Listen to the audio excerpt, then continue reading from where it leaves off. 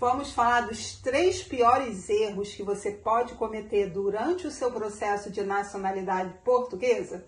Eu sou Sheila Salgado, advogada, moro em Portugal e aqui exerço a advocacia na área do direito imigratório, nacionalidade portuguesa e vistos para Portugal.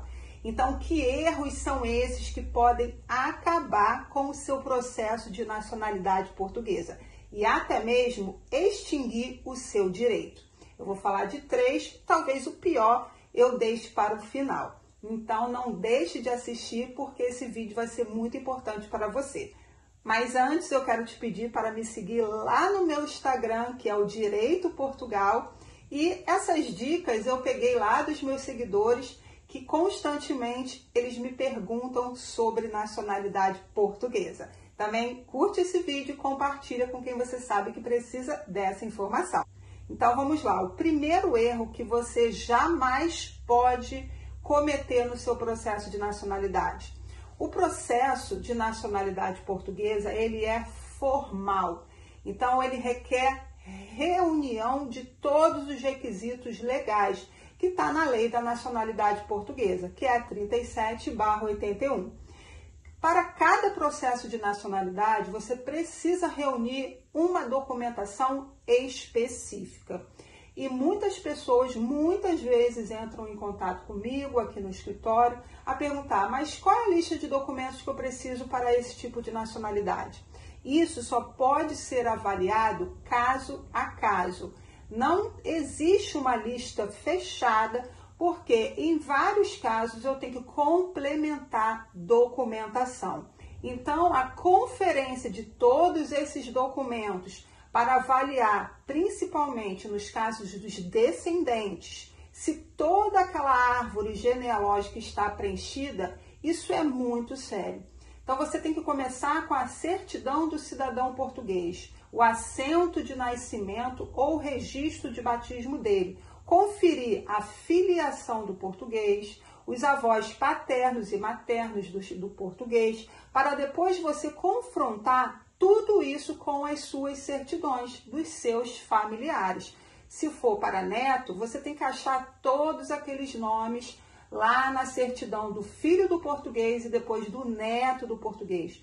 Muitas pessoas não observam esses detalhes, reúnem a documentação e já dão entrada, e certamente esse processo cairá em exigência, porque muitas vezes precisa retificar algum documento, algum nome, fazer um termo de declaração para corrigir defeitos das certidões brasileiras ou até mesmo portuguesas. Então, por isso que é inviável a gente enviar uma lista fechada para uma pessoa que a gente não está prestando uma assessoria, sem conhecer aquele caso. Se você não tem conhecimento acerca dos requisitos legais para esse tipo de processo, não aconselho você fazer sozinho.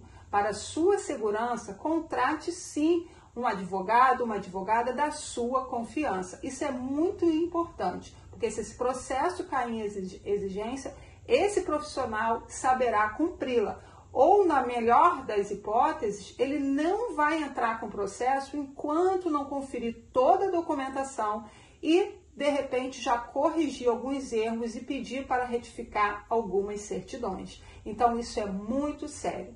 Vamos ao segundo erro que você não pode cometer no seu processo de nacionalidade portuguesa.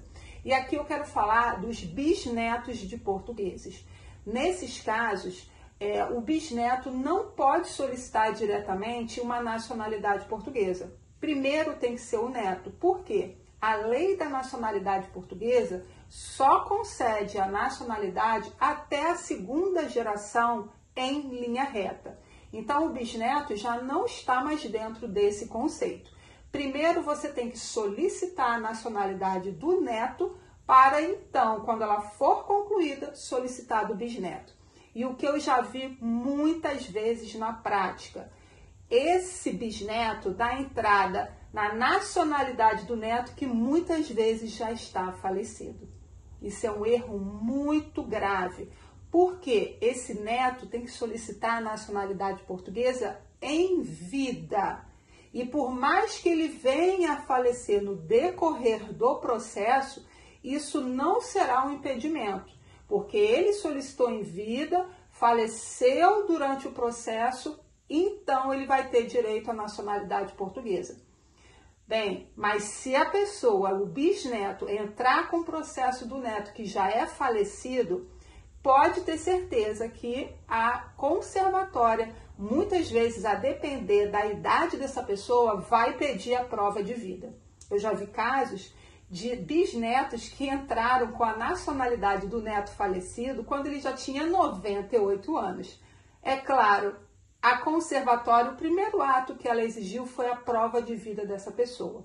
Agora, se ela tivesse dado entrada em vida com essa idade e comprovasse que ela estava viva e meses depois, por exemplo, ela viesse a falecer, esse processo seguiria o seu trâmite até o final.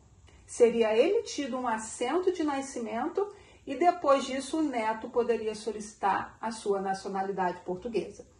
Esse é um erro muito grave. Agora vamos falar do terceiro e talvez seja o pior erro de muitos processos de nacionalidade portuguesa que não está nessa linha de descendência, como, por exemplo, tempo de residência em Portugal, nacionalidade para cônjuge, nacionalidade para pais que têm filhos portugueses. Em todos esses processos, a gente está falando de um requisito essencial, que é o prazo. A nacionalidade portuguesa, por exemplo, para quem reside em Portugal, ela tem que ser de 5 anos. E esses 5 anos deve ser de forma legal, a partir do seu primeiro título de residência. Bem, mas o que muitas pessoas fazem? Vêm para Portugal como turistas, dão entrada na manifestação de interesse e só se legalizam 2 anos a 2 anos e meio depois. Infelizmente, esse prazo não será reconhecido para contabilizar o prazo legal de 5 anos. Mas algumas pessoas dão entrada quando completam os 5 anos, porque ela diz que contribuiu com o país, pagou a segurança social, trabalhou, teve descontos e o seu processo então é indeferido. Por quê? Ela não respeitou um elemento essencial que é o prazo. Isso também acontece nos processos de nacionalidade para cônjuge. Não basta ser casado com um cidadão português que você imediatamente terá direito à nacionalidade portuguesa. Esse casamento precisa aguardar um prazo de 3 anos. Se esse casal tiver um filho em comum que já possua a nacionalidade portuguesa, ou na ausência desse filho com essa nacionalidade do pai ou da mãe portuguesa, o cônjuge terá que aguardar o prazo de 5 anos para dar entrada no seu processo de nacionalidade portuguesa. Então, isso é muito sério. Eu vejo muitas pessoas não respeitarem prazos e dão entrada no processo de qualquer jeito. As taxas não são baratas. Existem taxas que são de 250 euros. Então, muitas vezes a pessoa perde tempo e dinheiro. Então, o que eu recomendo para vocês? Se você não tem experiência com esse tipo de processo, não sabe avaliar os documentos, nem mesmo observar a perfiliação, por exemplo, isso é muito sério nos processos de descendentes de portugueses, em que aquele português ele tem que registrar o filho, ele tem que reconhecer o filho na menoridade. E muitas vezes a mulher, a portuguesa, não foi até o cartório registrar o filho, foi um terceiro que registrou aquele filho, por exemplo, foi o pai da criança. Então, a gente primeiro vai ter que transcrever o casamento para comprovar essa perfiliação. Então, muita atenção a esses detalhes. Se você não sabe observar os requisitos e os documentos, confrontar todas essas informações, claro, para sua segurança é aconselhável sim que você contrate um profissional da área, porque depois que esse processo cair em exigência, ele vai ficar parado muitas vezes por meses ou anos. E o advogado que for contratado desde o início, certamente ele vai fazer de tudo para preencher todos os requisitos legais e somente vai dar entrada no processo quando ele tiver total segurança.